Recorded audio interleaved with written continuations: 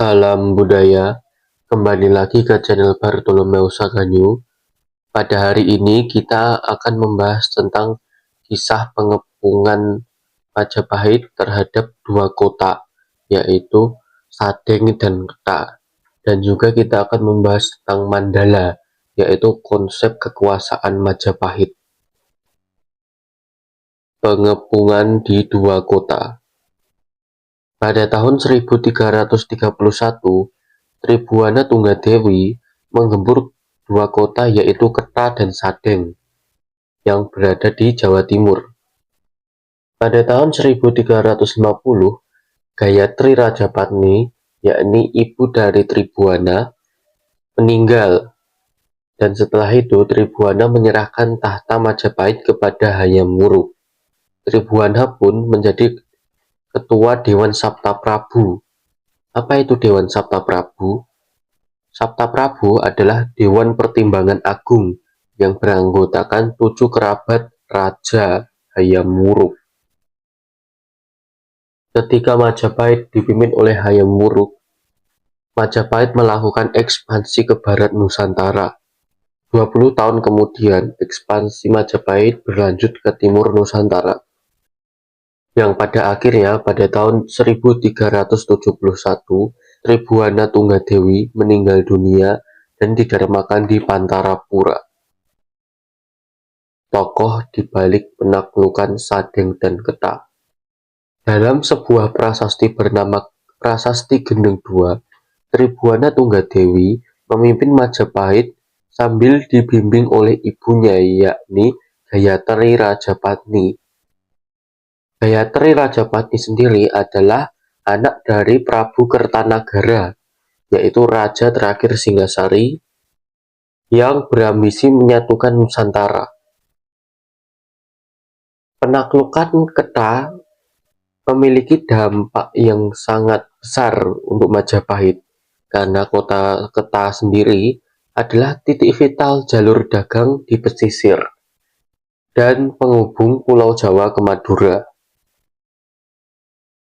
Manfaat penaklukan Sadeng bagi Tribhuwana Tunggadewi sendiri adalah penguatan legitimasi bagi kekuasaannya, dan informasi tentang Majapahit sang penakluk tersebar dengan cepat di kalangan masyarakat.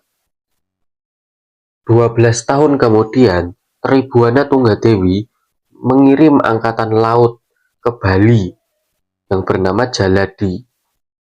Angkatan laut tersebut dipimpin oleh Gajah Mada dan bawahannya yaitu Aditya Warman. Setelah Bali berhasil ditaklukkan, gempuran dilanjutkan ke Lombok. Konsep kekuasaan Majapahit. Majapahit menerapkan sistem Mandala untuk penyatuan Nusantara.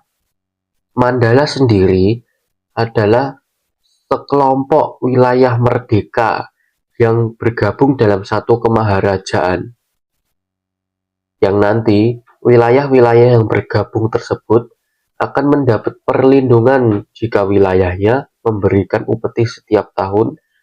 Terdapat 3 lapisan dalam Mandala, yaitu Mandala Pusat yang berisi ibu kota dan istana Maharaja. Mandala kedua adalah mancanegara, yakni Pulau Jawa, Bali, dan Madura, serta Lampung dan Palembang, yang mana wilayah ini akan dipimpin oleh raja-raja yang merupakan kerabat dari sang Maharaja. Lapisan ketiga yaitu adalah Nusantara, yaitu pulau-pulau di luar Pulau Jawa dan Bali.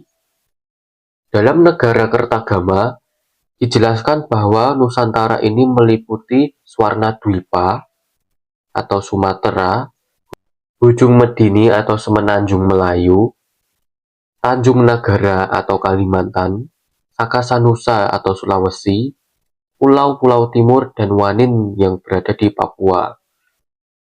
Jadi, kesimpulan pada video hari ini adalah Pada tahun 1331, Tribuana Tunggadewi menggempur dua kota yaitu Kedah dan Sadeng.